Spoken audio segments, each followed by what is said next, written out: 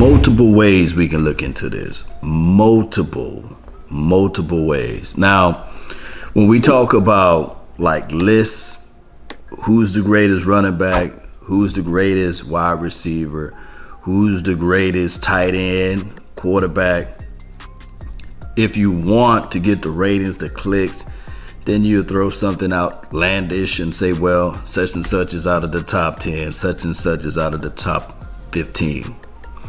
Now, when you go so far to say, well, the Dallas Cowboys, quote unquote, wide receivers, none of them in the top 20, then you have to say to yourself, okay, cool. What is this all about? Now, when you go to ESPN, they started this ESPN Plus membership. So to see the full complete list, you got to pay for it. And they give their analysis and breakdown. PFF, of course, you got to pay for more and more things to click on. And all of this is a stroke of ego. A list is the list. It doesn't make you win, lose, or draw. It doesn't do none of that for you. It's an ego trip. And y'all know how I say when I mention ego, edging God out, basically. Now, the players, we know that underneath the surface, there is a chess match amongst all of these guys. They say to themselves, oh, we don't really look into that. We don't buy into that. But they do. They flat out do. And the ego part of it, of course, these guys, they didn't get to the NFL by being docile, basically. They had to be the best of their class. They had to be the best in their spot on the field. And they had to have some level of competition and be competitive as it relates to their mindset. The slander, though, is when you clearly know that Amari Cooper is a beast. And I know I'm the only one sometimes be banging on the table like Amari Cooper is that dog. Don't sleep on Amari Cooper. And a lot of people say, well, he's always injured. He don't compete. He don't finish and these sorts of things. And we had Ben DiNucci, Garrett Gilbert, Andy Dalton throwing him the ball, and he was still the guy that was consistent. Now, we all know what CeeDee Lamb is able to do. We know what he can do. And we know what Michael Gallup can do. But when you think about the slander, Dak Prescott, he had to do it in garbage time, and none of these receivers are this. And of course, when you're on the biggest and the brightest spotlights and the stages of the NFL, y'all know how that thing goes, right? Y'all already know how that goes. So I love it because they're going to eat their words. They are. Just like when they said, okay, Dak Prescott, he's in the 15 category. Dak Prescott, he's in the 16 category, but the stats still remain that he's in the same window of the other elite quarterbacks. And then they try to make the justifications, and you can catch them up on their lies, right? They try to make the justifications, and with their standpoints and their standards and these sorts of things, you would think that Trent Dilfer, Brad Johnson, Joe Flacco, all of those boys better than Dan Marino based off of their standards. But I get it. I flat out do. But the reason why I love this, and the reason why I love the fact that they are going to eat their words, because now, if you say that these receivers are not in the top 20, and at the end of this year, when Dak Prescott is all healthy, and he's throwing the ball to them, and all of their stats and all of that win factor and all of those other things, as far as QB rating when you pass the ball to certain wide receivers, all of those things, they're going to have to eat their words. And kudos to Stephon Diggs for being top 5, and DeAndre Hopkins and of course Devontae Adams, all of those boys. I like them. You know, those are guys that, hey, they look pretty good out there. But the reason why I love this, extra incentives. Yes, the slander is crazy. Yes, the clickbaits will be there because people are going to click on it, right on it, and say, guess what ESPN said? And remember, they don't care. They don't care whether somebody's right or wrong as long as they get the clicks.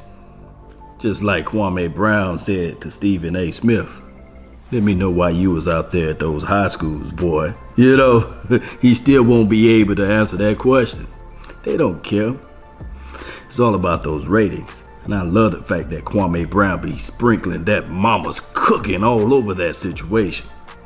So we know it's not about being right. It's about being first. Are we the first to say this? Are we the first to do that? It's not about being accurate. That's the real deal of it. It's all about the go along, get along. Shout out to Kwame Brown again for that. But we do know that everybody gonna click on those things, and ESPN gonna have their name all over it.